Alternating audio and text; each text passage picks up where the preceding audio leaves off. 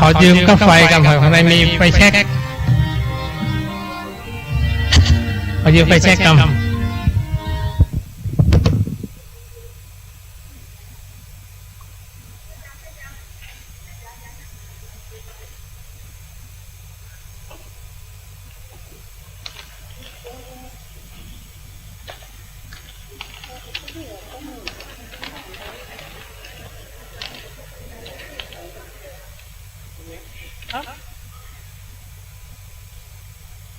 อ๋อครับผม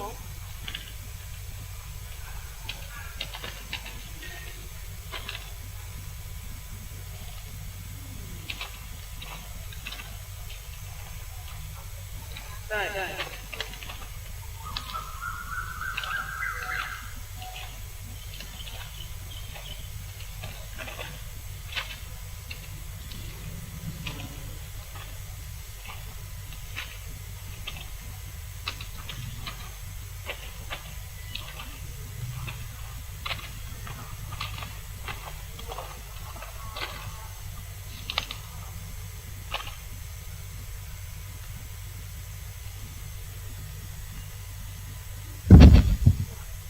รถยนต์นะครับไปจอดที่ไอคอนได้นะครับด้านข้าง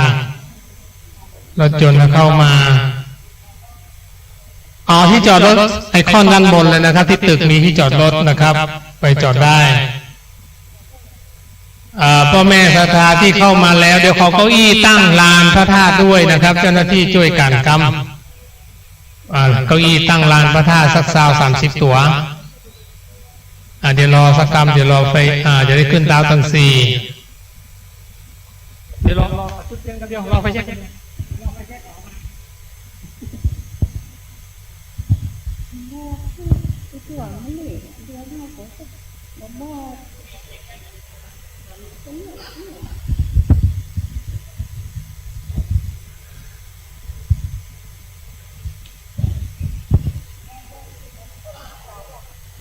วัดโลบุรีถือว่าเป็นวัดเก่าวัดศักดิ์สิทธิ์วัดหนึ่งของจังหวัดเชียงใหม่เป็นวัดสำคัญของจังหวัดเชียงใหม่อีกวัดหนึ่งนะครับวันนี้ถือว่าวันมงคลวันที่9นะครับวันที่9 เมษายน 2567เราจะได้ร่วมกันทำพิธีบวงสรวงสิ่งศักดิ์สิทธิ์เทพเทวาฮักเสื้อวัดเสื้อวาเสื้อบ้านเสื้อเมืองลูกค้าเทวดากาสาเทวดาเจ้าหน้าที่เอาไปเช็คมากำมาจุดเต้าสตวงเต้าทั้ง4ก่อนจะได้ขึ้นบอกกล่าวเท้าจตุโลกบาลทั้ง4มีพระอินทร์เป็นเก้าเป็นประธานท้าววิรุฬ6ท้าววิรุฬปักท้าวทัตตะลัทธาองค์พระเวสสุวรรณพระแม่ธรณีรักษาพื้นแผ่นดินแห่งนี้นะครับสืบไป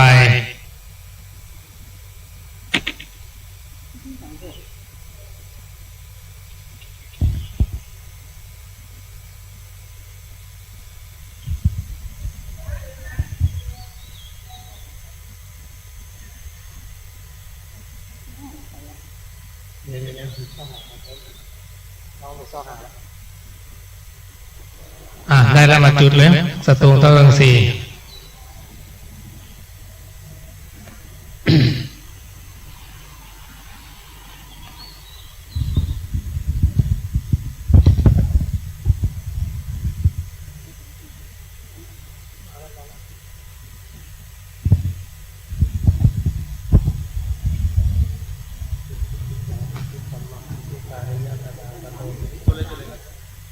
ลาโพเตโยนิจังสัพพะกรรมะปฏิทิสัพพะสิทธิปฏิทิเมสีโลเมตุระเตวันจานานาเตภมเทวตาทเวหเทปตเมสุลาปาเทนะตุชโรกันติวะสัพพะกรรมะปฏิทิ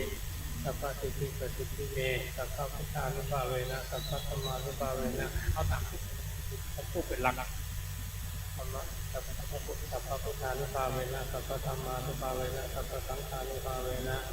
สัทธาโสติปะวันตุเตสาธุสาธุเตือนที่การสันโตเตือนที่ดวงมาถึงเข้ามาถึงประธานนะครับเอาทุกเป็นรักทุกไปเตรียมคือมันจะดับทุกเป็นรัก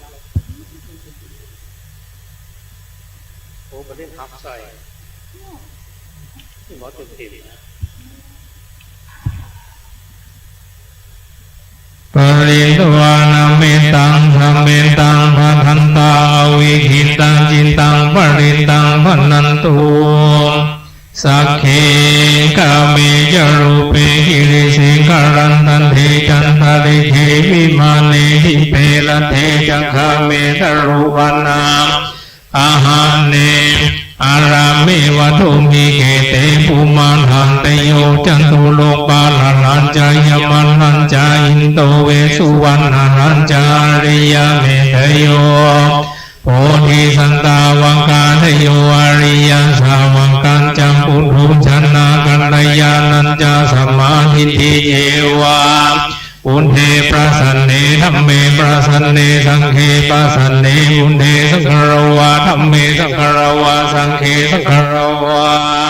อินโนทานันโตยาวะปรัมปราหิมัสมิงสุจักรวาเลสุอันตราคัญชันตุเตวตายังมุนีวรัญจนาสารพระโวเมสุนันโตโอนโตเทวาราชดุราพยาอินตาเทวดาตังหาตุนคือพยาทันตานันหาตุนทังสายังติสากรรมบันออกอันเป็นเจ้าเป็นใหญ่แก่กันทำปานตั้งหลายอันมีหมู่กันทำปานตั้งหลายมากกว่าแสนโกฏเป็นบริวารมีรูปได้น้อยเห็นตนยอมชื่อว่าอินตาเสียงจุตนทันนั้นพยาวิรุฬหันโตนาเป็นอยู่อันรักษาติดกรรมวันไตอันเจ้าเป็นใหญ่เป็นแก่กลุ่มพันตั้งหลายอันว่ามีกลุ่มพันตั้งหลายมากกว่าแสนโกฏเป็นบริวารอันมีลูกได้น้อยเห็นตนยอมชื่อว่าอินตาเสียงจุตนและทัดนั้นพยาวิรุณปักขาอันโยสายุติสากรรมวันโตอันเป็นเจ้าเป็นใหญ่แก่นาตั้งหลายมากกว่าแสนโกฏเป็นบริวารย่อมชื่อว่าเสียงอินตาเสียงจุตนทัดนั้นพยาโกเวนเวสุวรรณราชาอันอยู่หักษาติกาวันนนเหนืออันเป็นเจ้าเป็นใหญ่แก่ยังตั้งหลายอันว่ามีหมู่ยังตั้งหลายมากกว่าแสนโกฏเป็นบริวารมีลูกได้ร้อยเห็นตนย่อมชื่อว่าอินตาเสียงจุตนทัดนั้นดุราพยาอินตาติลาโตนั้นเป็นเจ้าเป็นใหญ่แก่เทวดาทั้งหลายตนกินสองสวรรค์จันฟ้าคือจันจาตุมหาราชิกาและตาวติงสาตนนั้นเป็นในกาลบันดีก็หาเป็นวันดีนิธีอันละวิเศษเทศว่าเป็นวันที่9 เมษายนพอถึงวันที่10 เมษายนปีพุทธศักราช2567ณอารามวัดโลกโมลีณโอกาการละบันดีในช่วงเจ้าจะมีพิธียืนยงองค์การปกเป่าเทวาหักเสือวัดเสือวาลุคะเทวดาอากาศเทวดาและในช่วงบ่ายจะมีพิธีทักษิณานุปทานและสวดสดนุปขอวันที่10 เมษายนปีพุทธศักราช2567พิธีสืบโพลาชะตาหลวงของท่านพระครูไพบูลย์เจติยานุรามเจ้าทรงปานธิบดีอารามวัดโลกโมลีตตินีผู้ขาต่างหลายที่อยู่ในตตินีก็จะได้ปากันทั้งหมดน้อมมาอย่างปริสาปูจาคือโภชนะของควายกาตานิยาติของการกล่าวต่างกล้วยอ้อยหมากปูต่อถึงเต้าต่อออกดอกไม้จ่อตุงจดเยียงควันไปมาเพื่อสักการะปูจาเกเทวดาตั้งหาตนแต่ดีลีบัดนี้ขอโอกาสอาราธนา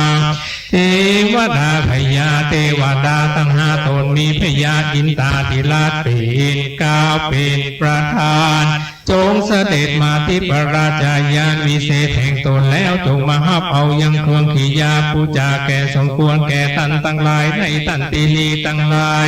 บัดนี้ขอจงมาปกปักรักษาผู้ฆ่าทั้งหลายและอารามวัดโลกโมลีตตินีต่อถึงผู้ฆ่าทั้งหลายชื่อใหญ่น้อยจ่ายยิงผู้ได้อยู่สาวศาสนีมีทีคาอายุมันยิ่งยาวเก่าร้อยสาวหัวเป็นแดงขอผู้ฆ่าทั้งหลายที่ได้โอกาสอาราธนาปูจานี้ก็ดีก็ขอผู้ฆ่าทั้งหลายได้อยู่เย็นเป็นสุขพ้นจากโกหกพยาทั้งหลายต่างๆนานาไหลมายังจ คภัยลาภะทั้งหลายต่างๆแม้จะกระทำกรรมอันใดก็ดีก็ขอคือเป็นสิริมังคละโมองค์พรอันประเสริฐขอให้อยู่สุขสบายแม้วันหลับก็ขอให้เป็นสุขแม้วันนั้นก็ขอให้เป็นสุขขอให้พ้นสัจจายังปริสาอันตรายหุติโสติอุปัฏวะขังวนมีลาจภัยโจรภัยมนุษย์ภัยโลกันตรภัยมีสิทธิละอุทหาเป็นต้นได้อยู่สุขดีกาอายุมันยืนยาวจำเริญไปจุวันจุยาแม้จะกระทำกาอันใดก็ดีขออุดมสมฤทธิวิรุณละหาออกบานงามคือกว่าเป็นอุตราสุวรรณจนะนิยามังกลาแก่โตโอนแก่ตัวแก่ผู้คนไปจุยังแต่ดีแด่เธอปุริมาสมิงทิสาภาเคกายมังลักขันตุอาหังวันทามีสัพพทาสัพพตังอันตังสันตังปันทังอภิสวาหาปุริมาสมิงทิสาภาเคกายมังลักขันตุอาหังวันทามีสัพพทายันตังสันตังปันทังอาปาทังอภิสวาหาปุริมาสมิงทิสาภาเคกายมังลักขันตุอาหังวันทามีสัพพทายันตังสันตังปัทังอภิสวาหาทักขินาสมิงทิสาภาเคกายมังลักขันตุอาหังวันทามิสัพพทายันตังสันทังปัทังอภิสวาหาทักขินาสมิงทิสาภาเคกายมังลักขันตุอาหังวันทามิสัพพทายันตังสันทังอภิสวาหาทักขินาสมิงทิสาภาเคกายมังลักขันตุอาหังวันทามิสัพพทายันตังสันทังอาทังอภิสวาหาปัจฉิมาสมิงทิสาภาเคกายมังลักขันตุอาหังวันทามิสัพพทายันตังสันทังปัทังอภิสวาหา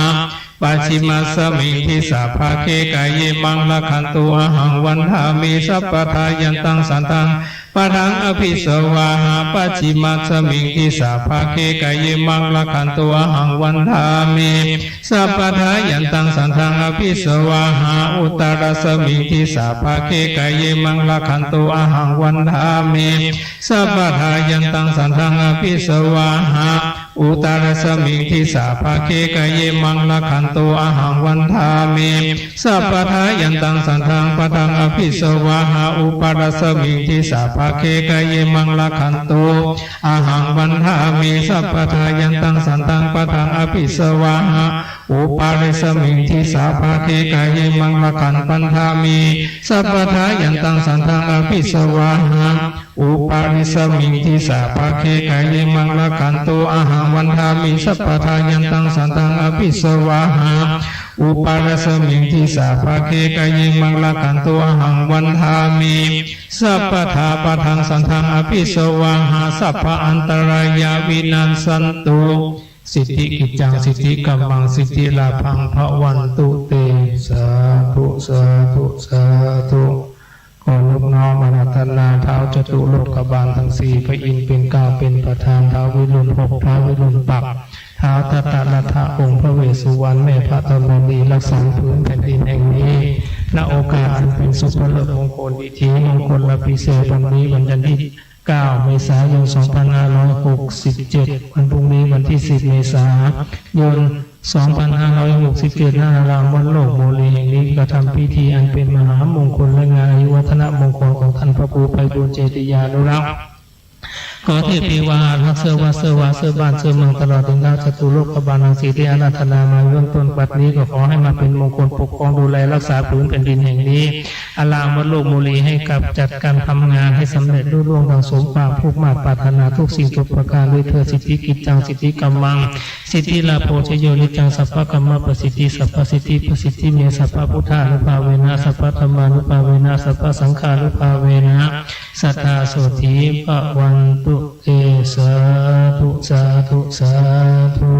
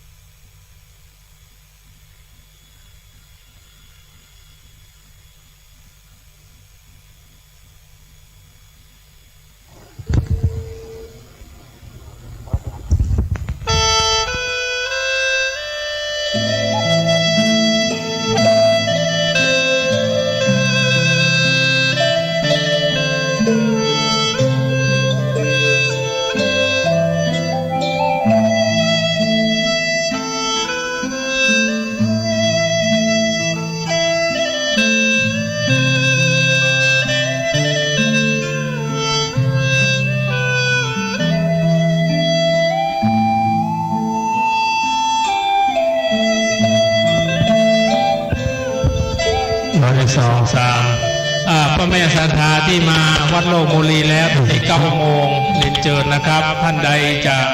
ร่วมทำบุญข้าวสารมาใส่มาร่วมทำบุญได้ที่ตู้สีขาวนี้นะครับแล้วก็ช่วงบ่ายโมงประมาณบ่ายโมงก็จะมีพิธีทักษิณานุปทานก็เรียนเชิญมาเขียนชื่อ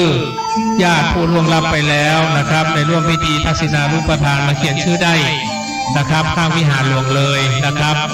แล้วก็สำหรับวันพรุ่งนี้ก็จะมีสืบชะตาท่านใดจะบูชาตุงเงินตุงคำตุงชะตาชีวิตตามนักษัตริย์ราศีปีเกิดชั่วฉลูขานทองมะลงมะเสงมะเมียมะเมวอกหลักกาจอโกนบูชาได้ที่กองอำนวยการข้างกองข้าวสารเลยนะครับเขียนชื่อวันเดือนปีเกิดได้เลยบูชาเรียบร้อยก็ขึ้นมาบนวิหารอธิษฐานต่อหน้าหลวงพ่อพระพุทธสันติจิระบรมโลกนาถพระพุทธปฏิมาประธานแล้วก็ไปแขวนไว้ในโคงชะตานะครับเชิญได้เลยนะครับตอนนี้9 โมงแล้วก็เรียนเชิญ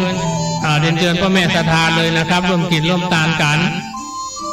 แล้วก็เดี๋ยวเจ้าหน้าที่ขอนำเก้าอี้ไปไว้อยู่ในลานพระธาตุเจดีย์สัก20 ตัวช่วยกันนะครับหรือว่าศรัทธาผู้ใจก็ได้คนที่มาช่วยกันนะครับขอช่วยกันยกเก้าอี้ไปที่ลานพระธาตุกำนะครับเราจะได้บุญนะเก้าอี้นะเอาไปตั้งเลยเรียงเลยนะครับ20-30 ตัวไปตั้งได้เลยช่วยกันนะครับครับตูวันนี้จะสืบสะเดาะทรงลบประเคาะนะครับเคาะปีเคาะเดือนเคาะวันเคาะยามเคาะมารับมาตื่นเคาะมาย่างมาเตียวเคาะบะหูบะหารเคาะมามีสตางค์ในกระเป๋าวันนี้เพื่อจะปัดเคาะทรงเคาะนะครับช่วงบ่ายเพราะฉะนั้นเรามาแขวนได้เลยเขียนชื่อนามสกุลวันเดือนปีเกิดแล้วก็ไปแขวนได้เลยช่วยกันช่วยกันเด้อช่วยกันช่วยกันเก้าอี้ไปแขวนเอาไปตั้งเลยเก้าอี้ไปตั้งเลยครับประมาณ20-30 ตัวก็ได้เอาไปเลยครับ20 ตัวช่วยกัน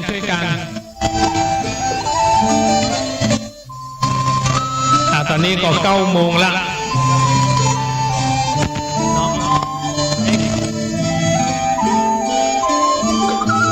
ช่วยกันนะครับสะเดาะนพเคราะห์ช่วงบ่ายช่วงเช้าจากบวงสรวงบูรพาชนอดีตเจ้าอาวาสสงฆ์สามเณรที่เคยจำพรรษาดูแลวัดโลกบุรีตลอดจนถึงบูรพมหากษัตริย์ธิราชทุกพระองค์ผู้ที่มีอุปการะคุณกับอารามวัดโลกบุรีแห่งนี้นะครับตั้งแต่ราชวงศ์มังลายเป็นต้นเป็นประถมนะครับก่อร่างสร้างเมืองเชียงใหม่ก่อร่างสร้างอารามวัดโลกบุรีก่อร่างสร้างนะครับสิ่งศักดิ์สิทธิ์ในเมืองเชียงใหม่ปีนี้อายุครบ728 ปีวันที่12องค์ท่านเอาเก้าอี้ตัวเดียวเอาสิท่านพระครูยกรรมเรียนเชิญพ่ออาจารย์สะอาดทองขันนะครับปิกอาจารย์หรือพ่ออาจารย์บวงสรวง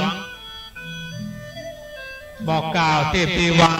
เสื้อวัดเสื้อวาเสื้อบ้านลูกาเทวดากาสาเทวดาช่วยกันวัดโลกบุรีนี่ก็เป็นเรื่องที่แปลกอย่างไรเวลาวันธรรมดานี่ก็ไม่จะใครมีคนก็ได้แต่เวลามีการมีงานเนี่ยโอ้ยมากันหนักเดี๋ยวเรื่อพอเดี๋ยวส่งบ่ายเต็มวัดโบราณเทวดามาฮับตามาฮับทำบุญอันนี้พ่ออาจารย์สะอาดมาละเอาเก้าอี้เอาพ่ออาจารย์นั่งหน้าสิหลวงพ่อเนี่ยพ่ออาจารย์เขาของเมืองเชียงใหม่แท้ๆนะครับพ่ออาจารย์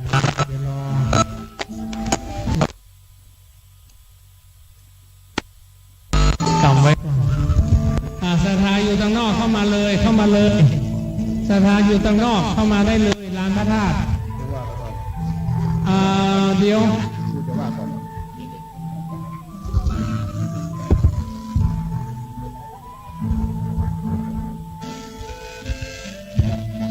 ให้เขายิ้มแหงกำเปิดพลาสติกออกหัวหมูเนี่ยแกะออกก่อนพอแกะเพิ่งกินไม่ได้เปิดเลยหัวหมูนี่2 ชาม กะเลยพี่แกะเลยแกะเลยอันนี้ไม่ต้องเอาเฉพาะ2,000ใหญ่2,000ใหญ่2,000ใหญ่2,000ใหญ่เอาให้เรียบร้อยออกเลยครับออกเลย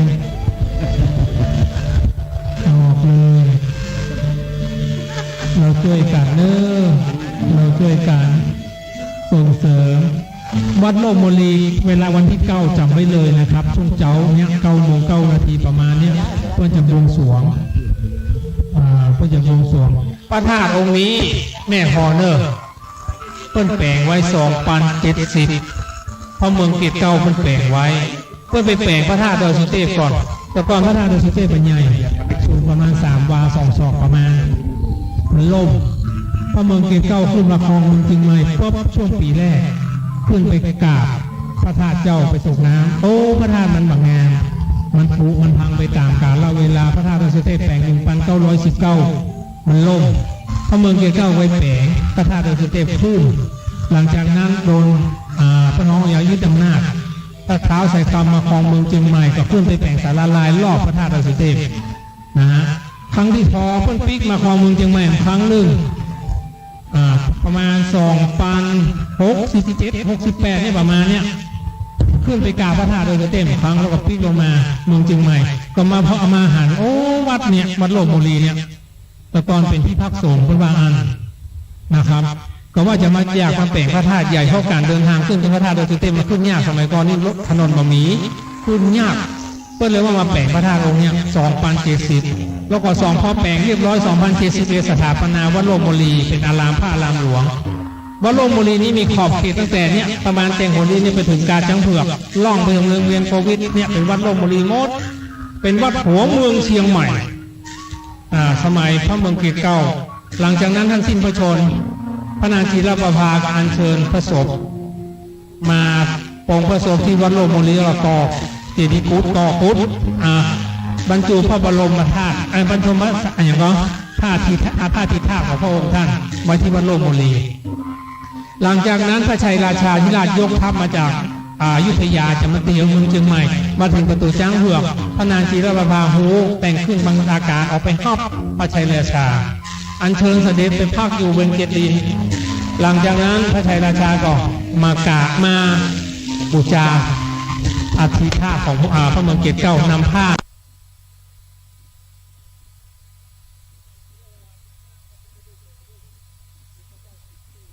วัดชัยพระเกียรติทำให้เมืองเชียงใหม่พ้นจากภัยสงครามว่าเชียงใหม่มี9 ตื้อ 5 ตื้อ 7 ตื้อ 5 ตื้ออยู่วัดเนี่ยวัดศรีสุพรรณ1 ตื้อเท่ากัน 1,000 กิโลครับได้เวลาแล้วเนาะ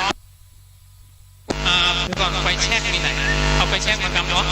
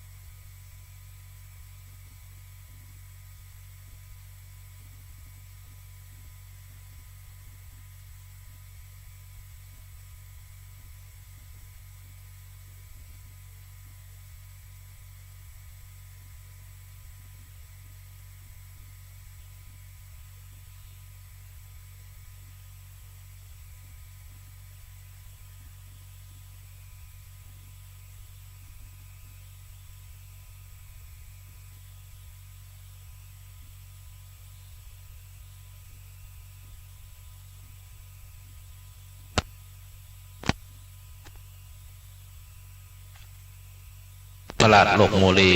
ก็ได้เราทราบรวมไปถึงราชเจ้าติโรกราชเจ้ากุเดหกุณาเมืองแก้วเมืองเกศเกล้านางจิรภามหาเทวีพระนางสิริราชเทวีและทุกตนทุกองค์ที่ประทับคำชูวัดโลกโมลีข้าราชการเสนาบดีข้าราชบริพารทั้งหลายจงได้รับรู้รับทราบตลอดถึงเทวดาอารักษ์พ่อปู่ขาวพญานาคราชยาดาสียักษ์ขียักษ์ขายักษ์กุมพันท้าวเวสสุวรรณปู่ฤาษีนันทนาโมทนาในบุญและกุศลตลอดถึงผู้ที่สร้างวัดโลกโมลีรวมกันมาทุกเทศทุกชาติ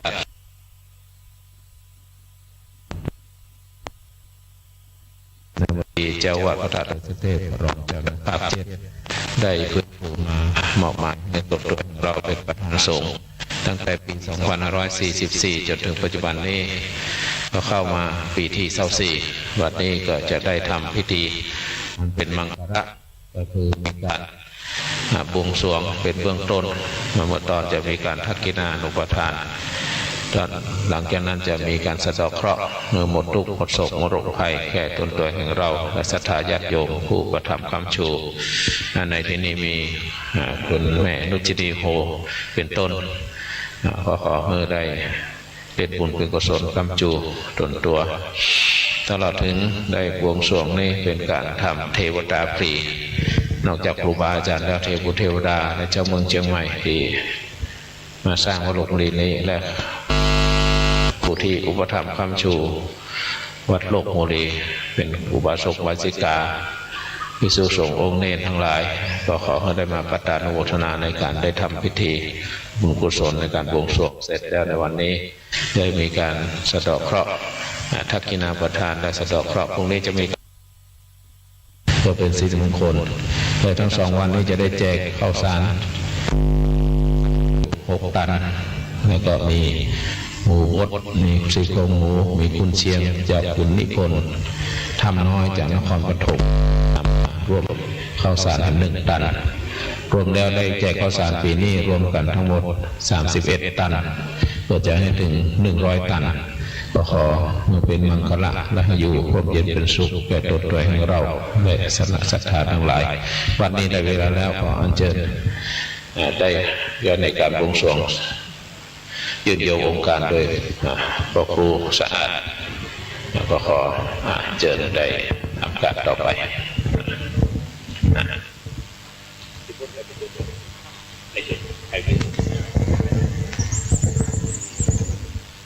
สักเกกาเมจลุเปกิเลสิกาลตาเตจันตลิเควิมานเน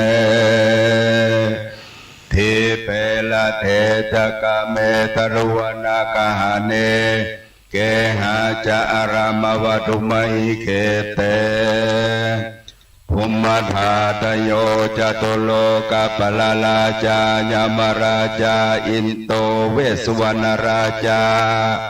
อริยเมตโยโพธิสัตวกาตโยอริยสาวก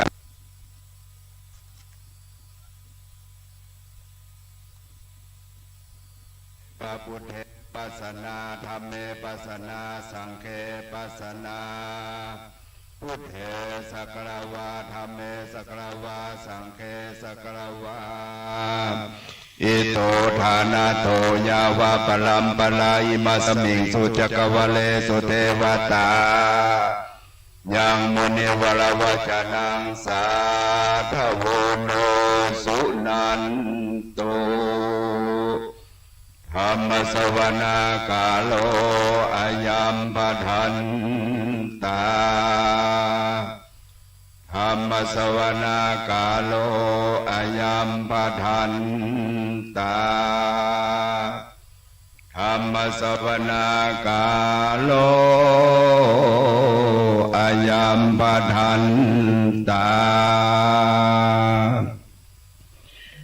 นะมาเมเตลันทานันทยังสัมปะอันตลายาปิวินาตันตุอาเสสัตโต นะโมตัสสะภะคะวะโตอะระหะโต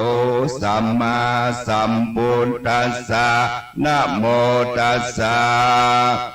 ภะคะวะโตอะระหะโตสัมมาสัมพุทธัสสะนะโมตัสสะภะคะวะโตอะระหะโตสัมมาสัมพุทธัสสะสา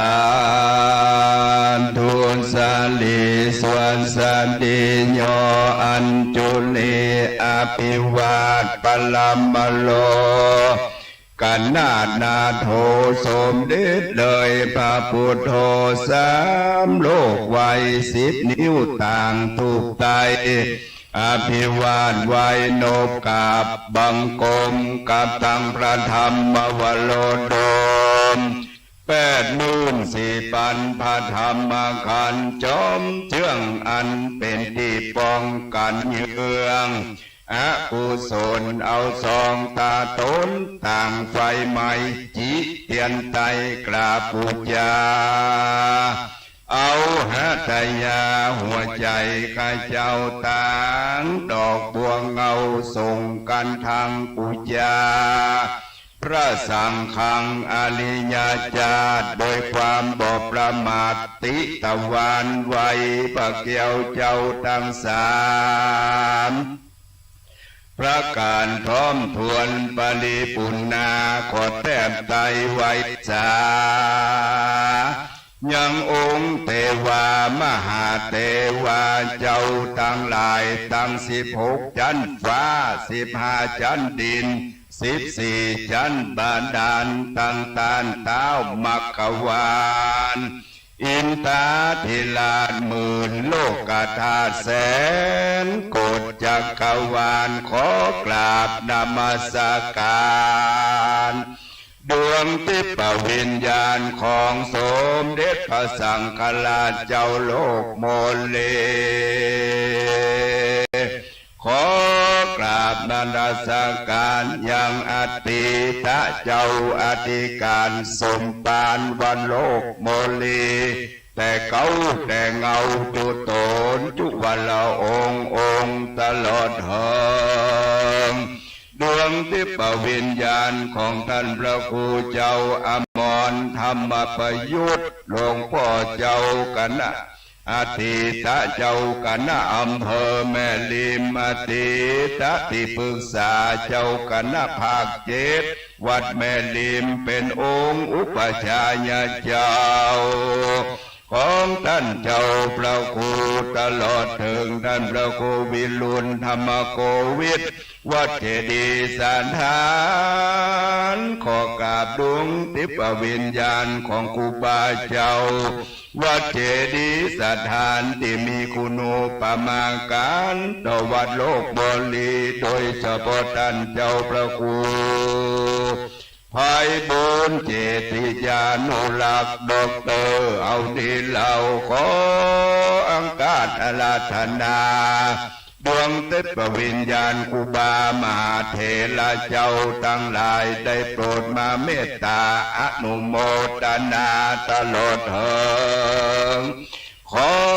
เสยโลลาบกราบยังเตระบาทเจ้าปฏิบัติบุปผาบุรพระมหากษัตริย์เจ้าตั้งแต่ต้นเก่าที่ได้สร้างวัดทัปนายังวัดโลกโมลีแต่เก่ามีประเมืองเกตกล่าวเป็นเขาเป็นประธานพนางเจ้าจิรประภามหาเทวีแต้มเล่าพนางเจ้าวิสุทธิราชเทวีถ้าลาบโตเต้าถึงเจ้าแก้วนาวเรานาวราชองค์สุดท้ายที่ครองนักกลาปโยมปตลอดเถิงเจ้าชื่นสิโลลดที่มีคุณูปมาการต่อวันโลกโมเลแต่เก่าแต่เงาขออ้างเชิญดวงวิญญาณโยมพ่อโยมแม่ของท่านพระครูเจ้า โยมพ่อนั้นเราก็เจ้าบัดตันได้ทำชื่อเสียงเลี้ยงนามตายเมื่ออายุได้99 ปีคุณโยมแม่โลดแสนยศนั่นแหลมเราเป็นโยมแม่ท่านพระครูเจ้าขออัญเชิญดวงวิญญาณโยมแม่ได้มาอนุโมทนาสาธุการในมหามังกลกตัญญูกตเวทิตาการโดยวัดโลกโมลีเป็นวัดล้างวัดห่างพื้นผู้ขึ้นเมื่อปีพุทธศักราช2544โดยพระเดชพระคุณพระธรรมเสนาบดีรองเจ้าคณะภาค7เจ้าอาวาสวัดพระธาตุดอยสุเทพราชวรวิหารเป็นประธานฟื้นฟูปีนี้ย่างเข้าปีที่24จึงถือว่าเป็นมันมงคลของวัดจัดมีการทำบุญอุทิศล้ำลึกถึงบรรพชนผู้สร้างวัดตั้งแต่อดีตจนถึงปัจจุบันเป็นยอดกตัญญูกตเวทีถือเป็นบุญประจำปีพร้อมกับทำประบุญสะเดาะเคราะห์สืบชะตาหลวงแบบล้านนาเพื่อความเป็นสิริมงคลแก่คณะสันทาวัดโลกโมลีพี่น้องศรัทธาทั้งหลายเนื่องในอายุวัฒนมงคลท่านพระครูเจ้าไพบุญเจติยานุรักษ์ด็อกเตอร์อายุครบ58 ปี31 ภาษาควบเขาเจ้าอาวาสเป็นผู้ช่วยเจ้าอาวาสวัดพระธาตุเจ้าดอยสุเทพราชวรวิหารประธานสงฆ์วัดโลกโบลีอาจารย์ในวันนี้ก็หากเป็นวันดีเป็นวันสลีอันล้ำเลิศผาสุดยิ่งกว่าวันและยามตั้งหลายวันเมงก็มดใส่วันไตก็มดปลอดนาคารตะเลิกก็มาได้จอมยอดมหาธนังคือวัดลัคนาก็มาอยู่รายทีปัทวีธาตุโหราศาสตร์หากมีตามกัมปีโหนโลกว่าวันนี้เป็นวันองค์สลีสัพพัญญูพระพุทธเจ้าเกิดมาโปรดโโลกาพญาจักรวรรดิเกิดมาเป็นเจ้าโลกพญาโศกมหาราชสร้างมหาธาตุ84,000 ดวงพระมหากัสสปะเถระเจ้าพร้อมโดยพระอริยสงฆ์ปันปวงปากันแรกสังฆยานาธรรมบ่ฮือตกตามกรรมศาสนาแห่งองค์สลีสัพพัญญูพระพุทธเจ้าสองปุญญาเท่าสร้างบ้านแปลงเมืองหลานสาวเจือนเอลกาได้เป็นเจ้าแก่ไพรฟ้ามนทีท่านนันใจได้เป็นเศรษฐีแตนป้อเทวบุตรเทวดาเอ็นดูล่ำเปิงต่อคนทุกคนพลานกรรมสมปานมีเขาของมาขอสมดังกำปากมงคลกล่าวจี้ว่าจะในวันนี้ก็หากเป็นวันเดเป็นวันสลีใจโจกอุตตมโยกเนืองนองหาผลแก้วตกโถมทองในเจตุตลนากรเมื่อก่อนต้นกะละพาพึกพาพรเกิดกลางเมืองปาราณสีสะเปาคำลำดีหลงไปแล้วขึ้นมาสู่ต้าเก่าเล็มเข้าเปล่าไปแล้วเพราะว่าเต็มขึ้นมาเทวดาจังมาปั่นโจกพญาโศกผาแปะสัตถูก็มองงูได้ดอกไม้คำติบจากพญานาควีโบกลาปัด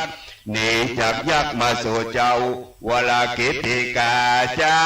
เมืองจำปาไปอาราธนาพญาเว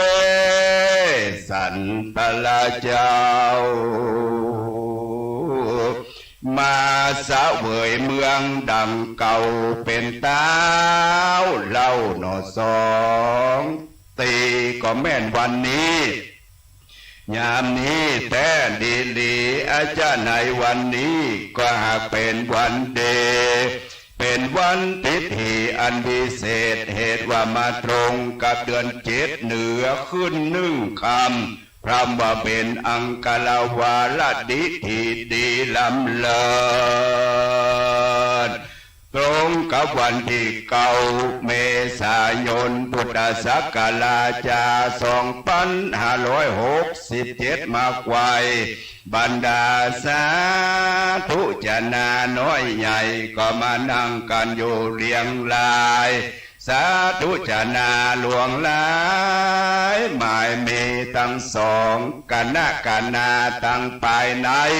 และภายนอกภายในหมายมีสวาธุท่านเจ้าพระครูไพบุญเจติยานุรักษ์ด็อกเตอร์ผู้ช่วยเจ้าอาวาสวัดพระธาตุดอยสุเทพราชวรวิหารประธานสงฆ์วัดโลกโมลีไตรลมพระบารมีของพระเดชพระคุณ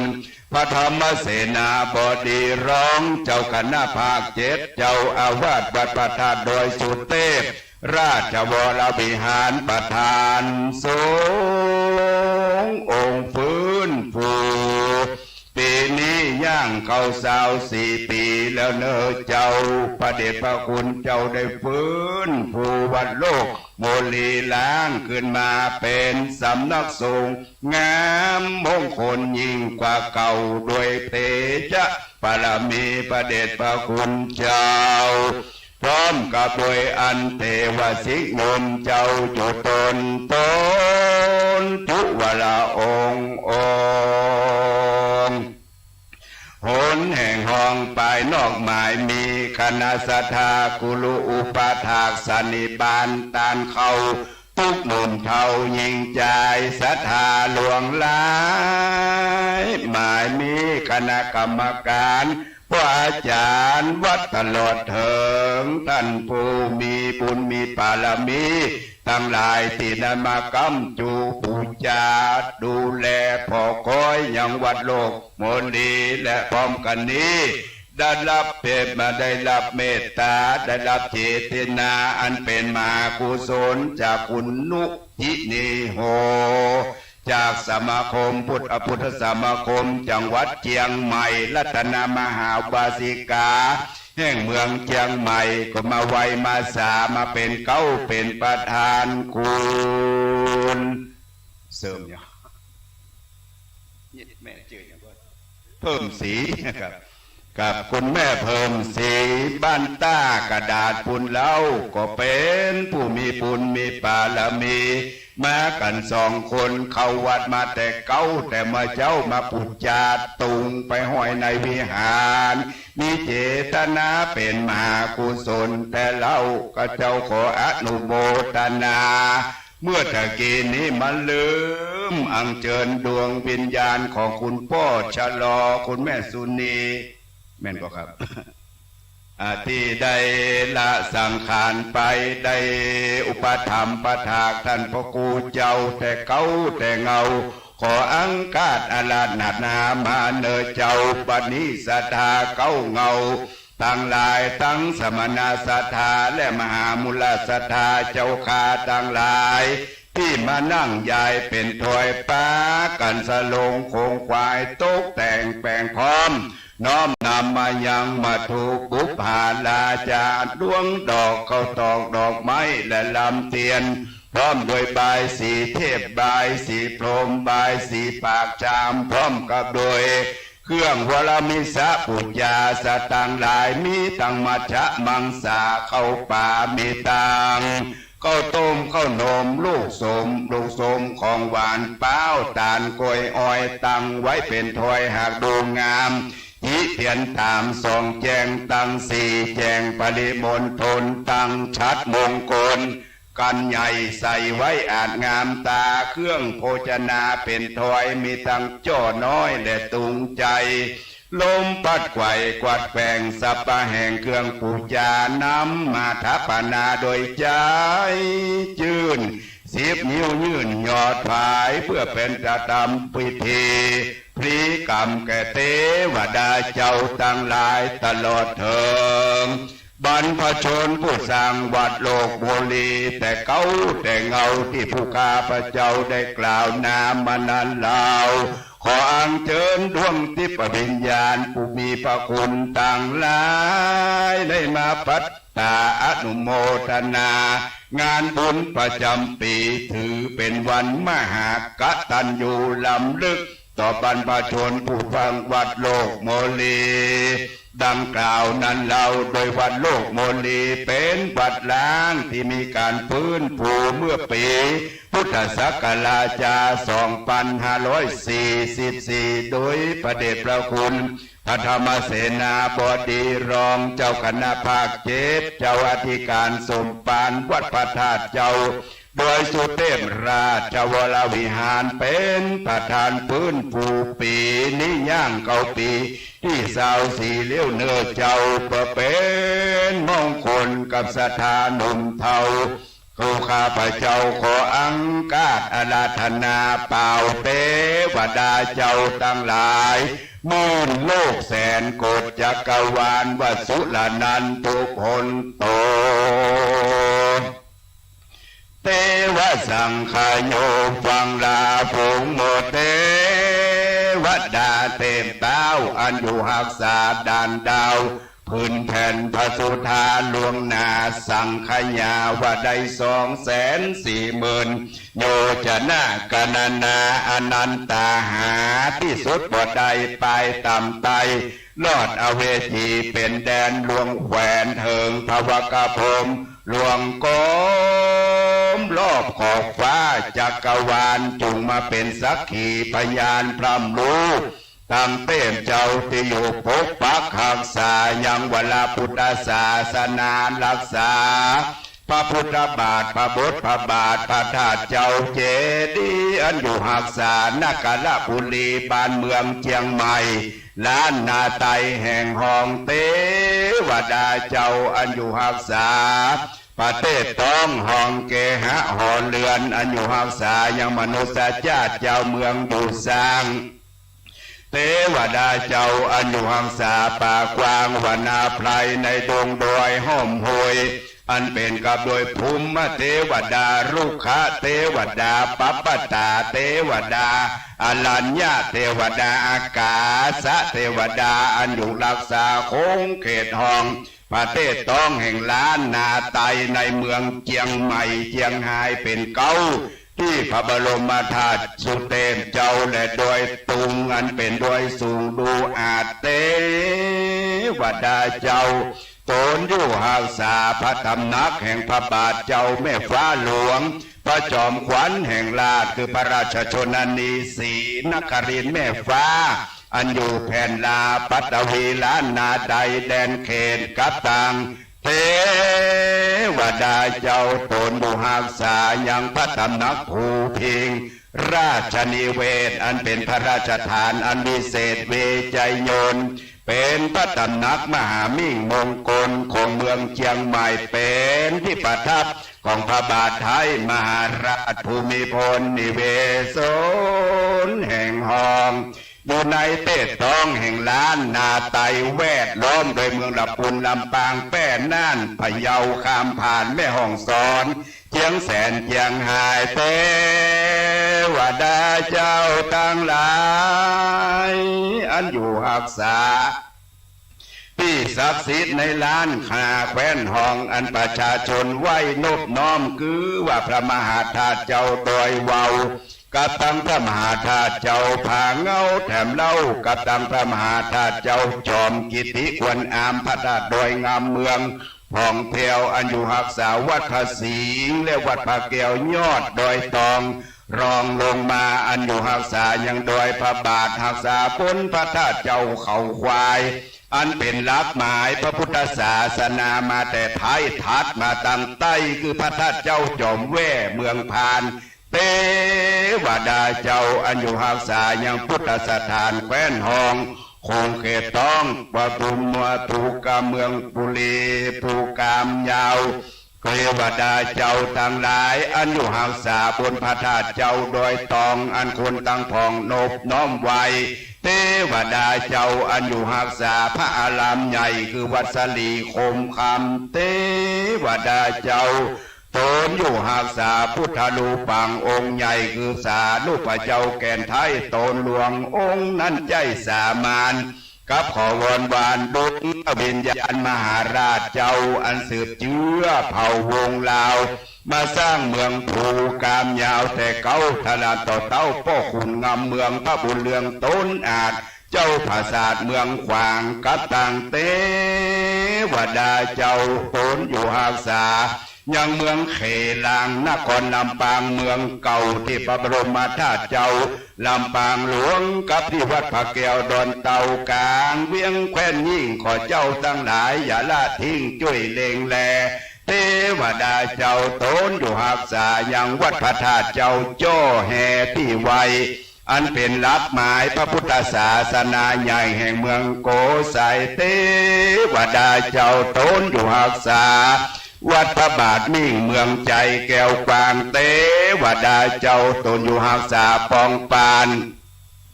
ในเขตปาลาน่านกวางมีฤทธิแก่นกาแข็งแรงอันอยู่หักษายังพระมหาจินาธาเจ้าเจ้แห่งดวงวิเศษรักษาโค้งเขตทองนันทบุรีขอเจ้าตั้งหลายจงได้ผานีทราบรู้ช่วยสู่ยูกำจัดยังภัยพิบัติอันจังมาบังเกิดคือปนเปิกหนีไก่สัพพะผวยภัยอย่าได้มาไก่ขอกราบไว้อาราธนาเทวดาเจ้าตนมีฤทธิเดชอนักษาเขตทองหาลิปุนใจ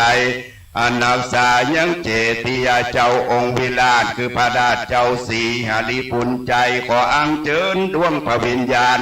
สมเด็จสลีนงไวยแว่นฟ้าพนางนอนาจามมาเทวีพระมหาสุขตลสีตนใหญ่ทรงมีพระเมตตาใจสามานได้กระทำการเนรมิตเสกสร้างยังต้าตั้งหาลิพุนใจขอได้ผายแผ่แก่ผู้ค้าต่างหลายขอได้อยู่สุขสบายไปนาเทวดาเจ้าตนอยู่หักษาวัดพระพุทธบาทตากผ้าป่าสร้างงามหักษายังเจดีย์สี่ครูบาเจ้าล้ำเลิศขออัญเชิญดวงพระวิญญาณพระมหาฤาษีตนผาเสดเลืองฤทธีชื่อสุเทวรสีมีอนุภาพอันอยู่หักษาอุชุปัปปตาโดยสุเทพหากควรอามได้จัดแจงคือพาภูบาลลูกเต้าตนภาพดาวปุรีโจละนีเมืองใหญ่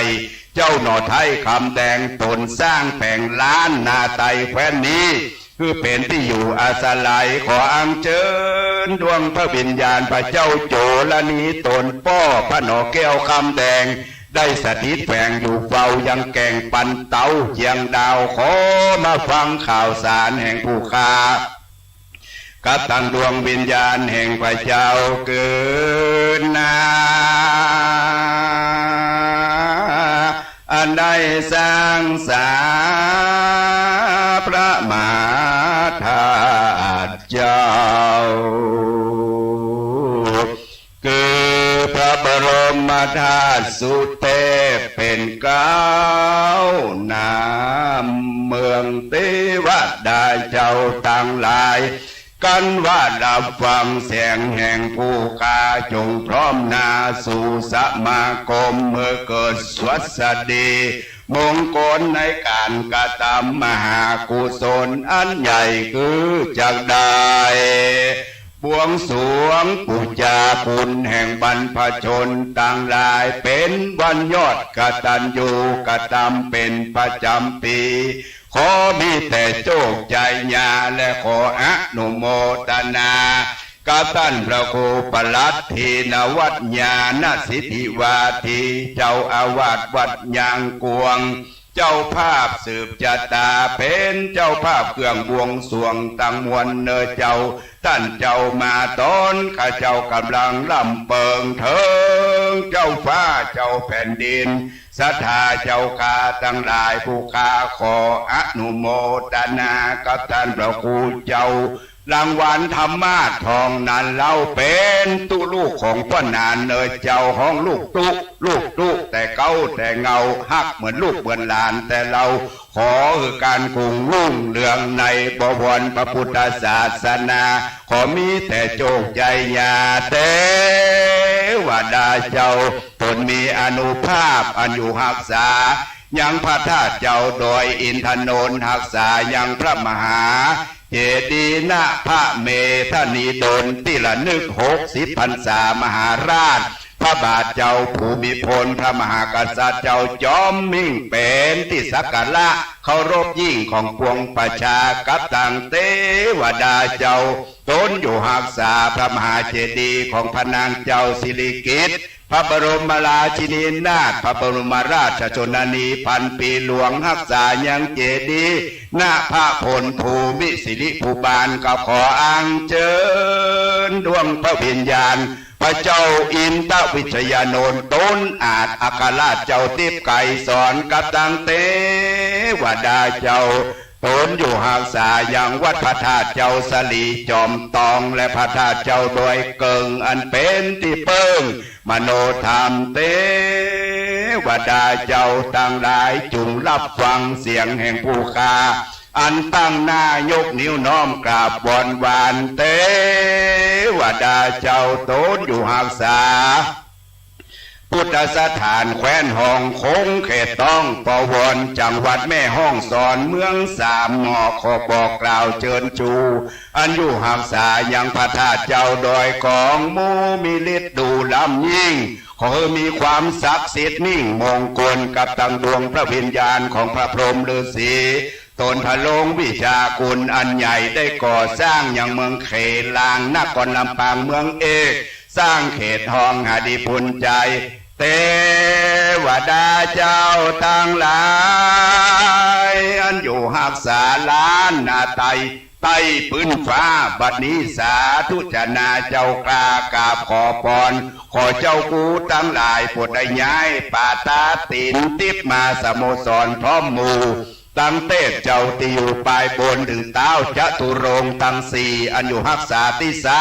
ที่ไผ่มันเต้าทัตละทะอยู่หนตะวันออกเป็นเจ้าเป็นยอดแก่กันทปาเท้าวิรุฬหะยศใหญ่อยู่หนใต้แห่งทิสาเป็นใหญ่กว่ากลุ่มพันดะใจกาเท้าวิรุปขาเป็นหัวหน้าแห่งนาคน้ำนาคีอยู่ทิศตะวันตกศรีวิลาเท้ากูเวละเดือท้าวเวสสุวรรณเป็นใหญ่กว่ายักษ์สายักษ์สีอยู่หนเหนือเป็นพญายศใหญ่ผู้ข้าขอกราบไหว้อาราธนาถึงเทวดาเจ้าทั้งหกสวรรค์จันทร์ฟ้าในแหล่งล่าจันจาตุมหาราชิกาตาวติงสาตังองค์อินอมรินทิราชอันเป็นเจ้าฟ้าสวงสวรรค์ตั้งจันยามาทุสิธานิมานรติปริมิตาวสวัติเป็นที่อยู่ของผู้มีบุญฟ้าวสวัติมานพรหมมาปริชาชางามผ่องเพียวพรหมมาปะเลวิตาแล้วโดยบุญสมปานมหาพรหมมาได้ด้วยกำลังฌานนั้นอ่อนละเอียดปริตาภาเป็นที่เป็นระเบียบด้วยความเปลี่ยนอัปปมานาเป็นจันทร์แห่งความดีมีความสุขกายสุขใจ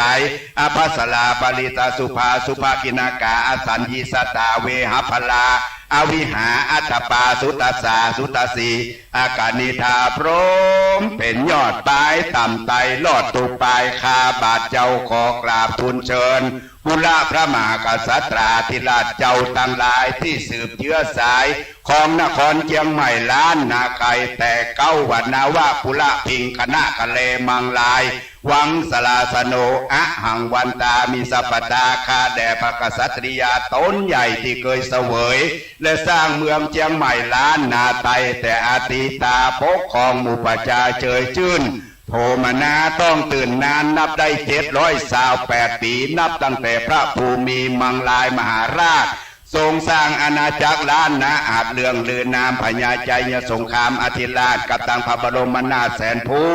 พญาคำภูตนยศใหญ่นับเนื่องใดพญาพายุพญากือนาดูองค์อาจเป็นธรรมิกราชไฟศาสนาพญาแสนเมืองมาสร้างเจดีย์ใหญ่เป็นธาตุหลวงไว้กลางบุรีพญาสามพญาภูมิสามฝั่งแกน นั่งแต่นแก้วนพบุรีภาษาพญาสลีสุธรรมนิโลกดาษเดืองอำนาจแผ่ขยายพญายอดเจียงหายผ่านเพียวถึงพญาเมืองแก้วพิรกะปนดาพระราชาเมืองเกตเก้าถึงต้านเจ้าเต้าสายคำกุศลนำแม่เมืองมาศนารีราชจิละปภาพญาชัยเชษทาเจียงเจ้าตลาบต่อเต้าถึงพญาเมกุฎเจียงใหม่เสี่ยงสุดองค์ราชเมืองอังกงกษัตริย์ขาดสูญหายบ้านเมืองเป็นละซำละสายกลายเป็นขี้ข้าหมู่ม่านนานดับได้216 ปีเชียงใหม่ล้านนาไตบ่เสี่ยงคนดีมีพญาวชิระปราการบุญมาจ่าบานพร้อมโดยพ่อเจ้ากาวิลาปากันลุกขึ้นต่อต้านเปิ้งป้าปารมีพระเจ้ากรุงธนบุรีปากันลุกขึ้นตีต่อต้านขับไล่ผู้ม่านป้ายการปากันสร้างบ้านแปลงเมืองเก็บพักใส่ซาเก็บผ้าใส่เมืองยกยอเอาสลีบุญเดืองพระบรมราชากาวิลาเป็นปฐมะครองเชียงใหม่นคราเจ้าหลวงธรรมลังการักษาเขตขั้นเจ้าหลวงเศรษฐีคำฟันสืบสายมาพญาพุทธวงศ์แผ่นดินเย็นเป็นเจ้าตนวิเศษพระเจ้ามโหแต่ละประเทศครองนครเรศสถาผลพระเจ้าชีวิตอ้าวกาวิโลลดสุริยาวงศ์ตนทะลงเตจะเลิศล้นพระเจ้าอินตะวิจยนนท์ตนพันเท่าถึงพระเจ้าอินตะบโลลดสุริยาวงศ์ดำลงนักขณาพิวัตรเจ้าแก้วนวราชองค์สุดท้ายครองนคราสมเด็จพระราชายาเจ้าดารารัศมีคติยานาลีเจียงเจ้าขออัญเชิญมาเข้าสู่สโมสรรับเอาเครื่องปริกรรมบวรสักการะตั้งบุระพระชนน้อยใหญ่ตั้งมุนไพร่และขุนนางตั้งนาอันรักษามาปางนาวเนิ่นสืบเส้นสายกันมาข้าบาทเจ้าขอกราบทูลเชิญพระบาทไทยมหาราชาคือพระมหายอดฟ้าจุฬาโลกอันเป็นเก้าโคตรแห่งจักรีวงศ์พระบรมเจ้าฟ้าคือพระเลิศลานาภาลัยพระจอมไตรปิ่นเกล้าคือพระนั่งเกล้าเจ้าอยู่หัวพระมหาราชเจ้าบวรคือพระจอมเกล้าโยศยิ่งกับตังพระจุลจอมเกล้ามิ่งประชามีพระราชทินนามสูงอาจว่าพระปิญะมหาราชภูบาลมหาวชิรวุฒิตนองค์คารเลิศล้ำพระมงกุฎเก้าซ้ำคุณหลายพระปกเก้าที่ราชจอมไตรทรงมีพระราชฤทัยใจกว้างทรงสละพระราชอำนาจสร้างเป็นประชาธิปไตยธรรมะอัตถะปัปสร้างเป็นประชาธิปไตยสมเด็จพระภูวนัยอนันตะไม่โดนจอมราชพระบาทสมเด็จพระปรมินทรมหาภูมิพลอดุลยเดชสมเด็จพระศรีนครินทร์แม่ฟ้าสมเด็จพระพี่นางเธอเจ้าฟ้ากัลยาณิวัฒนาขอดวงวิญญาณมหาราชเจ้าทั้งหลายทั้งมวลทราบรู้พระวิญญาณสถิตอยู่วิมานใดขอเทวดาเจ้าทั้งหลายนำเอาข่าวสารไปสักราบไหว้อัญเชิญพระบาทไทยโปรดได้เสด็จมากำตังฝูงโมเต็มเจ้าเทวามหาเทวาเจ้าทั้งหลายได้มาปัตตาอนุโมทนาจิมเจ้าเขาเงามหาสมณสัทธาและมูลสัทธาข้าเจ้าทั้งหลายโดยเฉพาะท่านพระครูไพบุญเจติยานุรักษ์ดอกเตอร์ท่านเจ้าเจริญอายุปีนี้51 ปีเนอเจ้า38 ภาษาขวบเข้าบำเพ็ญศีลบำเพ็ญมาบำเพ็ญธรรมมาตลอดเถิดท่านพระครูปลัดถินวัดญาณสิทธิวาทีเจ้าอาวาสวัดยางกวงเจ้าภาพเครื่องสืบชะตาอันงดงามเป็นเจ้าภาพเครื่องบวงสรวงตึงโมดเนอเจ้าขออนุโมทนากัสนาหนุ่มเท่าตั้งหลายขอเทพเจ้าเหล่าเทวดาเจ้าได้รับเอายังเครื่องวรมิสะลาจาปูจาตั้งหลายอย่าเหิงเมินเนิ่นจ้ากันว่าเจ้าเทวดาตั้งหลาย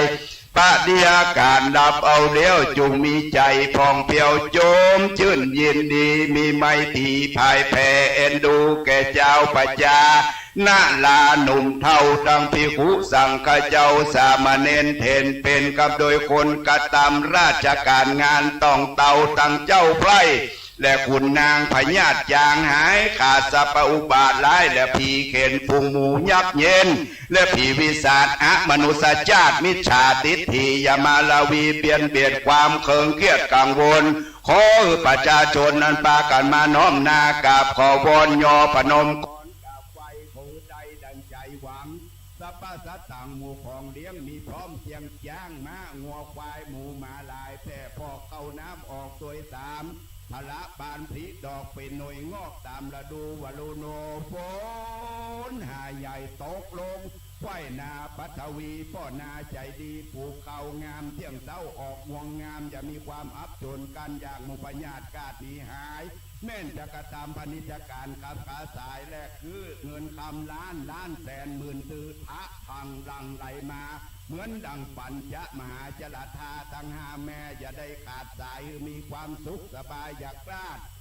เพียรไปเพียที่พญาจะได้เบียดเบียนฟีประชาชีสุขสลอกต่างบ้านนอกในเวียงจุงยุเสถียรเตียงเศร้าอย่าได้โศกเศร้าคือได้อยู่สุขสำราญผูงูสัตว์ผูหมู่มารอย่าได้มาใกล้คือได้ล่ำงับดับหายกลายเป็นมีแก้วสหายคำนำมาตัวเตียวใส่เตาหลงเข้าไปสู่สังบุญผูงเต้าหุ่นแคว้นนายบ้านจุมจะเชื่อหมู่หุ่นนางหมู่ข้าราชการตุกเผ่าผู้อยู่เรียนรู้รีดกองทำหูจะนางหินาชาติคือฉลาดรู้เรื่องกองดีมิจฉาทิฏฐิยาเกี่ยวกองคือเข้าสู่ห้องแห่งกองทำแม่นป้าละมียังไปกล้าแก่ได้เตียวพัดแว่ไปมาในสังสารวัฏฏะเพื่อได้เกิดมาพบพระศาสนาพระพุทธเจ้าเกิดในโคตรเงาที่หุ่มกินหุ่มตาลมีกายาใสดีงามเลิศล้นเส้นตีนและมืออย่าได้กดโกนเหน็ดเหนื่อยกายามีหูมีตาอย่าได้หนวกมัวฟางมีเขี้ยวมีฟันนั้นออกมาแต่เก้าจุงมันอยู่เที่ยงเต้าสังขารพญาติภพประการอย่าได้มาปานภายนอกอย่าได้มาแพร่ปอกภายในฝูงเป็นไข้วัดไอเพื่อได้ไก่กากาดอย่าได้มีพญาติหรือมีผิวใสยองใหญ่เด็ดปองกระตำปุนไฟสลัมคือมีจิตตั้งมั่นอย่าได้คลั่งไคล้หลงไหลกันว่าถึงเวลาดับจิตใจขาดแล้วบุญนำไปเกิดจันฟ้าแก้วหกสวรรค์สัมปติตานยิ่งกว่าหมื่นรับตื่นและได้คำแสนสุขในเมืองแมนอายุได้ปันโกดสมบัติโยดลายเปลี่ยนสุขสะเทียนยืนเที่ยงมันมีชื่อจันว่าสักโกนาเมนโตตนเอกเหมือนดังได้นั่งอยู่บนคอช้างแก้วเอราวัณรัศมีพันผิวโสดงามล้ำเลิศปอตาเทพประกัญญาว่าได้หลายแสนนับเต็มแดนว่าได้4 ล้านงามถูกท่วนใส่แสงพื้นตินแตงพื้นติ่งแดงเป๊ะเปียงหนังนกพิราบโดยอนุภาพแห่งนาบุญที่ได้กำจุดหนุนศาสนาองค์พระสัมมาสัมพุทธเจ้าขอสัมมาสัทธาและมหามูลสัทธาเก้าเงาได้อยู่เตียงเต้าโนติคาเทวะเตดูกันลาเทวันดาเจ้าตั้งหลายปลายบนมีภวังกามพรมเป็นยอดปลายต่ำไตมีเทพไทยมเหสีมีมหาสมุทรนาตีตากวางอันเทพยดาเจ้าอยู่สร้างทุกพระองค์ลงโกมมีขอบฟ้าจักรวาลเป็นเขตขอเทพเจ้าตั้งหลายที่จำหมายพิทักษ์อยู่บัวระบัดกับตังดวงวิญญาณพระมหากษัตริย์ธิราชเจ้าทุกพระองค์ขอได้โปร่งกรุณาภายโพดข้ามาโตสารับเอายังเครื่องปริกรรมผู้จาผู้กาต่างหลายแล้วจะมีใจผ่องเปรียวชมชื่นยินดีปันโจกปันใจสัมมาสัทธาและมูลสัทธาผู้กาต่างหลายเพื่อได้สุขกายสุขใจไปใจขออังเชิญเทพไทยโปรดได้ เสด็จย้ายตีนติดจากสวรรค์ฟากฟ้าสู่แหล่งลาโลกโมลีวัลาลามบัดนี้จินเตอนิมนต์ท่านพระครูเจ้าได้โปรยกระตอกดอกไม้นะนิมนต์ท่านพระครูพระรัตน์ครับได้โปรยกระตอกดอกไม้ท่านพระครูไพบูลย์นิมนต์เนอะหลวงพ่อบ่ว่างก็เป็นอย่างเลยท่านพระครูปราติรวัตรยานาสิทธิวาทีนี่เป็นทิศเอกนะครับนี่สุดยอดนะครับโปรยกระตอกดอกไม้อังกาสันธาจามพมมันธาเทวานากามหินติกาปุญญังโนอนุโมตันตุจิลังลักขันตุสาสนังจิลังลักขันตุจินาธาตุกังจิลังลักขันตุมหาพุทธาลูปังจิลังลักขันตุมหาโพธิรูขังจิลังลักขันตุปานิโนอัมเหหิอนุลักขันตุสัพพตาสตาสุทิงกัสสันตุอัญญาตากาสุทิงกัสสันตุโนสตาตุติยัมปิอากาสธาจะภูมิธาเทวานากามิติกาปุญญังโนอนุโมตันตุจิลังลักขันตุจินาธาตุกังจิลังลักขันตุจินาธาตุกังจิลังลักขันตุมหาพุทธาลูปังจิลังลักขันตุมหาโพธิรูขังจิลังลักขันตุปานิโนอัมเหหิอนุรักขันตุสัพพตาสตาสุติกัสสันตุอายตกาสุติกัสสันตุปานิโนสุติกัสสันตุโนสตาตติยัมปิอากาสธาจะภูมิธาเทวานากามิติกาปุญญังโนอนุโมตันตุจิลังลักขันตุศาสนังจิลังลักขันตุจินาธาตุกังจิลังลักขันตุมหาพุทธลูปังจิลังลักขันตุมหาโพธิรูขังจิลังลักขันตุปานิโนอัมเหหิอนุรักขันตุสัพพตาสตาสุติคัสสันตุญาตกาสุติคัสสันตุโนสตาสิทธิกิจจังสิทธิกัมมังสิทธิกัลยาตถาคโตสิทธิเตโจจโยนิจังสิทธิลาโพนิลันตลังจายาตุภาวังจายามังกลังจายาโสทิภวันตุโว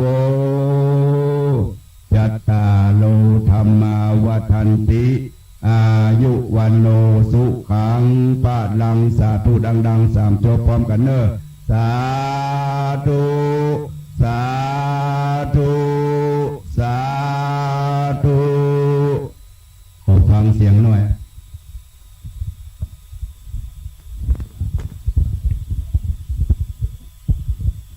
โมทนากับญาติโยมทุกคนทุกท่านในวันนี้ตลอดจนถึงวันนานได้นำพิธีพวกเราท่านทั้งหลายในการประกาศคุณแห่งพระรัตนตรัยแล้วก็เป็นการแสดงความกตัญญูกตเวทิตาซึ่งในปีนี้เจริญวัฒนายุมงคลพระคุณหลวงพ่อท่านพระครูไพบูลย์เจติยานุรักษ์ด็อกเตอร์ท่านประธานสงฆ์วัดโลกโมลีผู้ช่วยเจ้าวาดวัดพระธาตุดอยสุเทพราชวรวิหารของหมู่เฮาท่านทั้งหลายอาตมาภาพในนามสานุศิษย์ลูกศิษย์ลูกหาก็ต้องขอโมทนาขอบคุณญาติโยมทุกท่านทุกคนกันที่เฮาท่านทั้งหลายได้มากระทำมงคลพิธีในวันนี้เป็นการแสดงความกตัญญูกตเวทิตาซึ่งพระพุทธเจ้าบอกว่าภูมิเวสปุริสานังกตัญญูกตเวทิตาความกตัญญูกตเวทิตานั้นเป็นเครื่องหมายของความเป็นคนดีเพราะฉะนั้นเฮาท่านทั้งหลายได้มาแสดงตนตัวต่อพระรัตนตรัยว่าเฮานั้นจะตั้งมั่นอยู่ในคุณงามความดีการที่เฮาท่านทั้งหลายตกแต่งแปลงดายังวัตถุนานาข้าวตอกดอกไม้บุพาราจาทั้งหลายเหล่านี้ถามว่าเทวดาว่าจะมาส่งมาเสพก็อันที่เปิดมาส่งมาเสพก็มีอันที่ท่านมีอาหารติ๊บดีกว่านี้ก็เลิกนะแต่ส่วนใหญ่แล้วในการที่เฮาท่านทั้งหลายมาแสดงแบบนี้ก็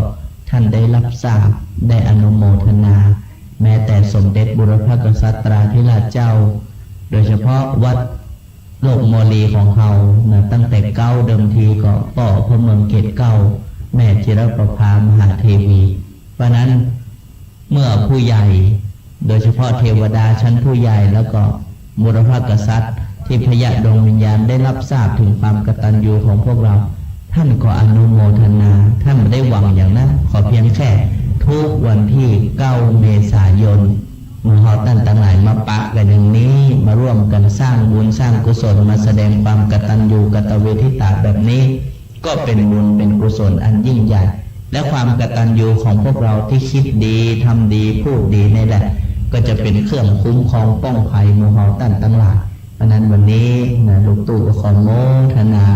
สถานญาติโยมกุกุคนขออนุโมทนาแต่งกับ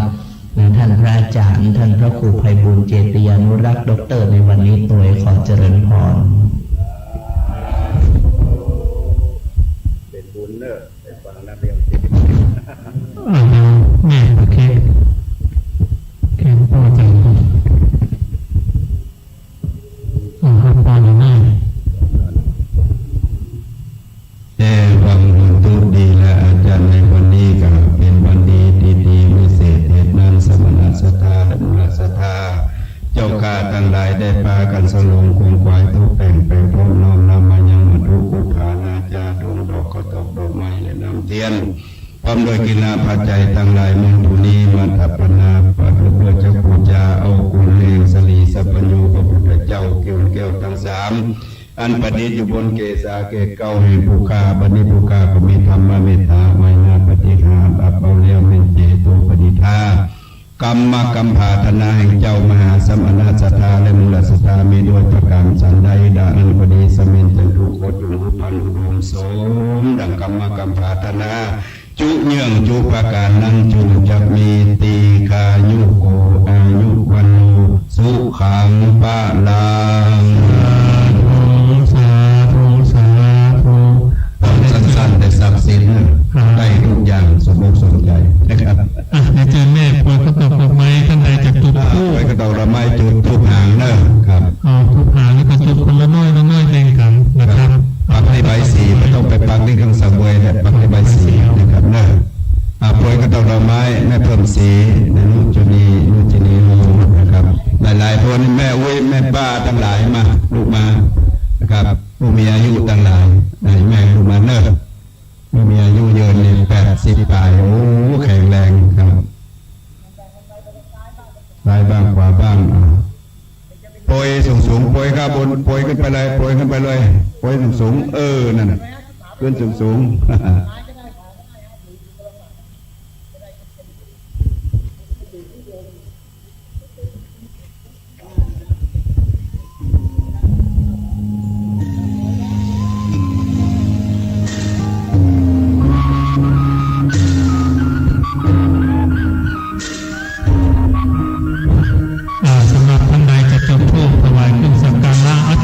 ที่ใบสีนะครับเครื่องสังเวยมันต้องปั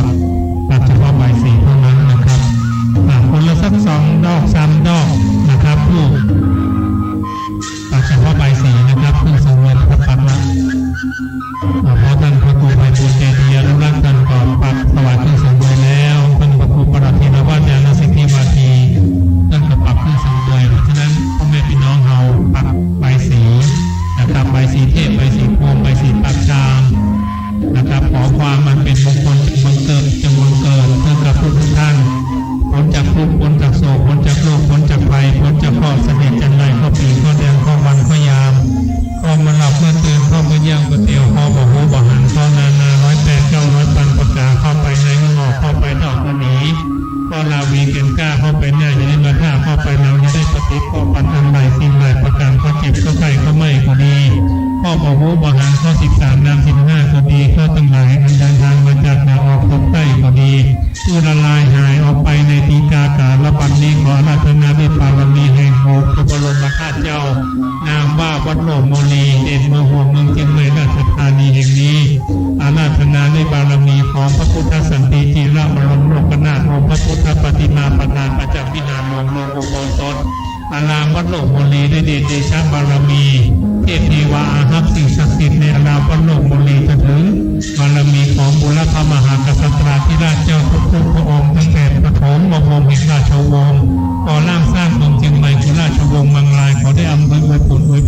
ทุกท่านตั้งแต่นี้สืบไปตลอดถึงบารมีแห่งราชวงศ์กาวุฒภูนนพบุรีเชียงใหม่ราชธานีบารมีของพระสังฆราชบรมบุรีบารมีของพระสงฆ์สามเณรบารมีพระธรรมได้อำนวยผลอวยพรทุกท่านตั้งแต่นี้สืบไปมีอายุปีอายุเดือนอายุวันอายุยานอยู่ก็ขอให้มีใจไปที่สะว่าทั้งใดก็ขอให้มีโชคปรารถนาสิ่งหนึ่งประการใดแล้วไซก็ขอได้สมดังความมุ่งมา่ปรารถนารับได้เงินนนเตินก็ขอให้ได้สมดังความมุ่งมา่ปรารถนาเดินทางไปทิศหนึ่งทางใดเหนือออกตกใต้ก็ขอได้เปิดประตูเงินเปิดประตูคำให้ทุกท่านชื่อเสียงก็ขอให้กระจองกระจายไปเหมือนโลกกระธาตุจักรวาลผู้ใดได้พบผู้ใดได้ยินผู้ใดได้ฟังก็ขอให้ได้เป็นเสน่ห์มหานิยมกลับมาสู่ตนตัวแห่งของเจ้ามูราชธาที่ร่วมมากินร่วมมาการร่วมกันเป็นเจ้าภาพในงานบวงสรวงถวายเครื่องสักการะยังอารามวัดโลกโมลีตั้งแต่นี้สืบไปขอให้มีแต่ความสุขมีแต่ความเจริญยิ่งขึ้นไปอันหาที่สุดไม่ได้ด้วยเถิดสิทธิกิจจังสิทธิกัมมังสิทธิตถาคโตสิทธิราโภชโยนิจังสัพพกัมมะประสิทธิสัพพสิทธิประสิทธิมีขอให้ประสิทธิกับทุกท่านทุกคนด้วยเถิดสาธุกิจกรรมเรายังไม่หมดนะครับถวายเครื่องสักการะเรียบร้อยตอนนี้ก็พักผ่อนสักครู่หนึ่งท่านใดยังไม่ได้บูชาตุงเงินตุงทองตุงชะตาราศีปีเกิดนะครับอยู่ด้านกองอำนวยการแล้วนำขึ้นไปแขวนบนวิหารหลวงวันนี้ภาคบ่ายนะครับจะมีพิธีทักษิณานุปทานคือการอุทิศบุญกุศลให้กับบรรพชนนะครับเป็นพ่อเป็นแม่เฮาก็ได้บรรพชนอารามวัดอาศิกรล่างสร้างแปลงอารามวัดโลกโมลีก็ได้นะครับช่วงบ่ายประมาณบ่ายโมง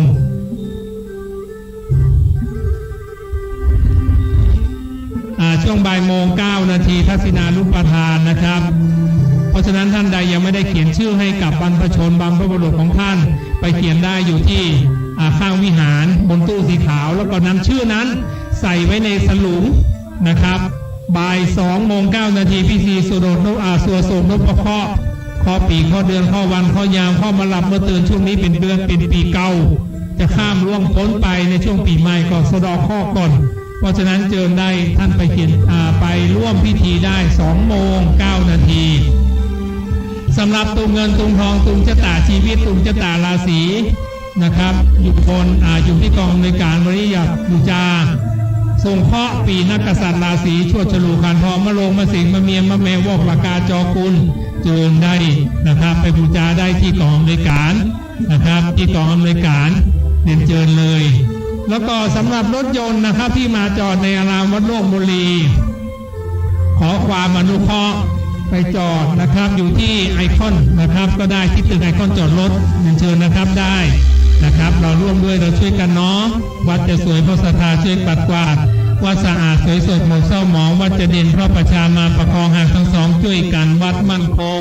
นะครับเขาช่วยกันนะครับพิธีในช่วงเช้าบวงสรวงถวายเครื่องสักการะเสร็จสิ้นเป็นลำดับหนึ่ง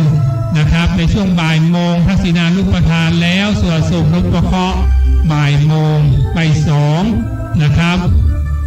หลังจากนั้นในช่วงบ่าย4 โมง14 นาฬิกานะครับเป็นลำดับไปนะครับครับผม16 นาฬิกา 9 นาทีเพื่อจะแจกข้าวสารทีกระจาเทข้าวสารนะครับปีนี้เราร่วมด้วยเราช่วยกันมีหลายหมู่หลายคณะร่วมกันมาเป็นเจ้าภาพนะครับข้าวสารก็ดีหลายๆอย่างช่วงเวลาประมาณ16 นาฬิกาหรือว่า4 โมงแมลงนะครับจะทีกระจาข้าวสารเพราะฉะนั้นท่านใดจะร่วมทำบุญเราตานแล้วเราทำบุญแล้วเราตานตัวยข้าวสารนะครับปีนี้ทางวัดจัดไว้ประมาณ 6,000 กิโลหรือว่า6 ตันเจอนะครับท่านใดจะร่วมบริจาคข้าวสารเอาปัจจัยใส่ตู้ได้เลยอธิษฐานแล้วใส่ตู้เชิญครับเราร่วมด้วยเราช่วยกัน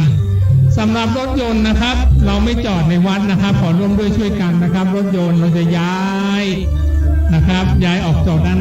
หลังด้วยขอขอบคุณนะครับวันนี้การกระจายเสียงบันทึกภาพต่างๆจากวัดฝายหิน 104.50 เมกะเฮิรตซ์ 104.50 เมกะเฮิรตซ์นะครับหรือเครื่องวัดฝายหินนะครับศรัทธาจะขึ้นมานั่งบนวิหารก็ได้เนื่องอากาศเย็นสบาย ขึ้นมานั่งบนวิหารได้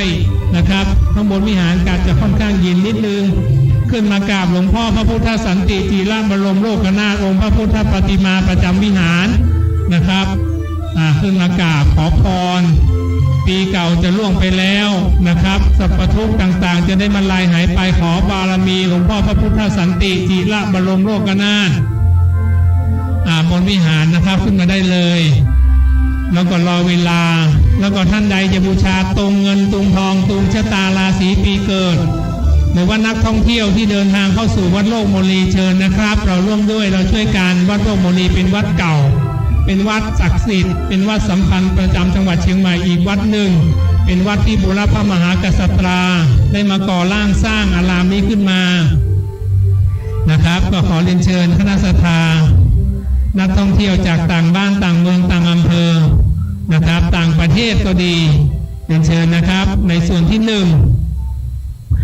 ท่านใดจะบูชาตุง12ราศีวันนี้เราจะสะเดาะเคราะห์ปีเกิดปีชวดฉลูขานทอง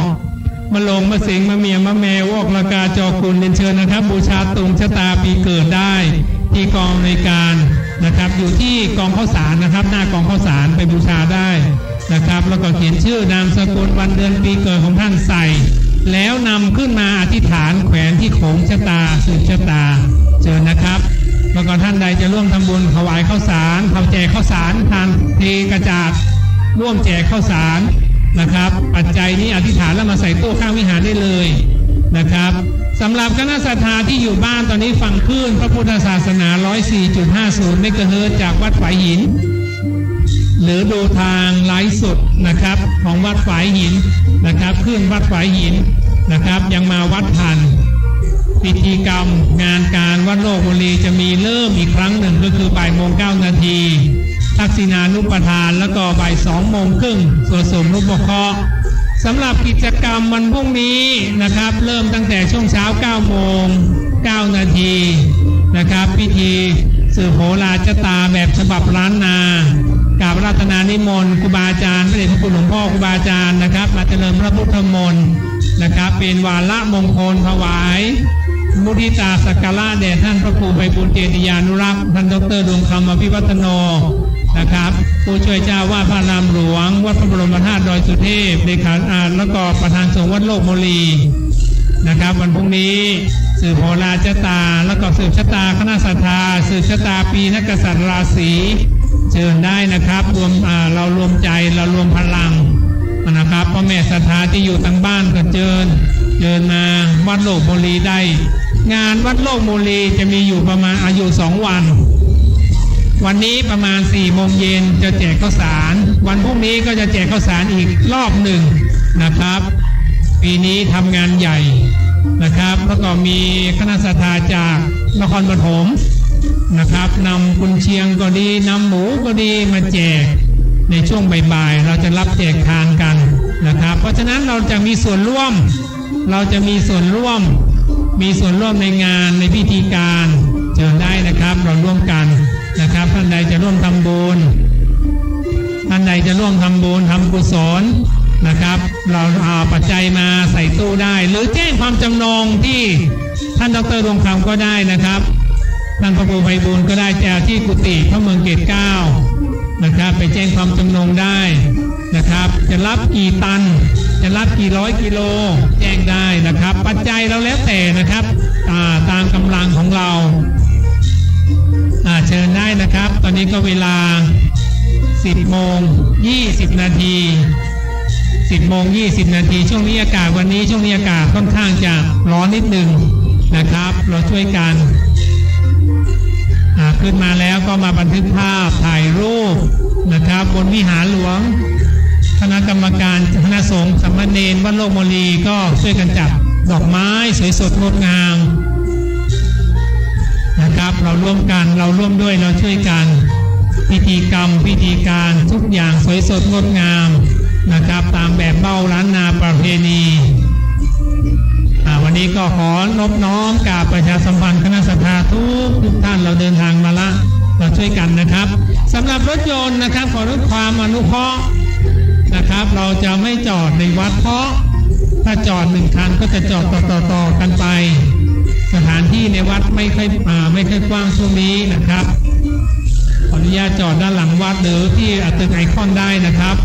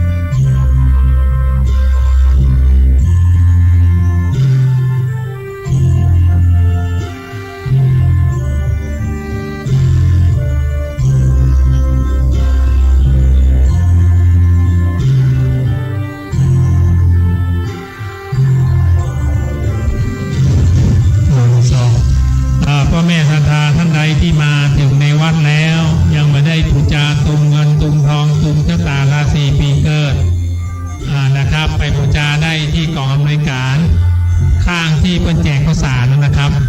แล้วก็เขียนชื่อนามสกุลวันเดือนปีเกิดเอามาแขวนบนวิหารหลวงได้ในช่วงบ่ายประมาณบ่ายสองเพื่อจะพิธีสวดส่งรูปปกครองนะครับก็จะเจอได้เลย แล้วก็ท่านใดจะร่วมเป็นเจ้าภาพแจกข้าวสารทานข้าวสารนะครับมาใส่ปัจจัยได้ถวายปัจจัยได้เอามาใส่ที่ตู้แล้วก็จะเขียนชื่อเพื่อกับบรรพชนเพื่อจะทักษิณานุปทานในช่วงภาคบ่ายเรียนเชิญได้เลยมาเขียนชื่ออยู่ที่ข้างวิหารนะครับประชาสัมพันธ์ไว้ขณะนี้ก็ประมาณ 10:30โดยประมาณแล้วก็กิจกรรมวันพรุ่งนี้เริ่มตั้งแต่ 9:09 พิธีสืบโหราชตาวันโลกโมลีอายุวัฒนมงคลถวายพุทธิตาสักการะแด่ท่านพระครูไพบูลย์เจติยานุรักษ์วันพรุ่งนี้ 9:09 สืบโหราชตานะครับฝากประชาสัมพันธ์ไว้คนใดจะมากินมาตาลแล้วก็พรุ่งนี้ในช่วงภาคบ่ายก็จะตาลแจกข้าวสารอีกคำลบหนึ่งปีนี้ทางวัดเตรียมไว้ประมาณ 6,000 กิโลเพราะฉะนั้นท่านใดจะร่วมกันเป็นเจ้าภาพก็เชิญนะครับกองอำนวยการได้เลยนะครับ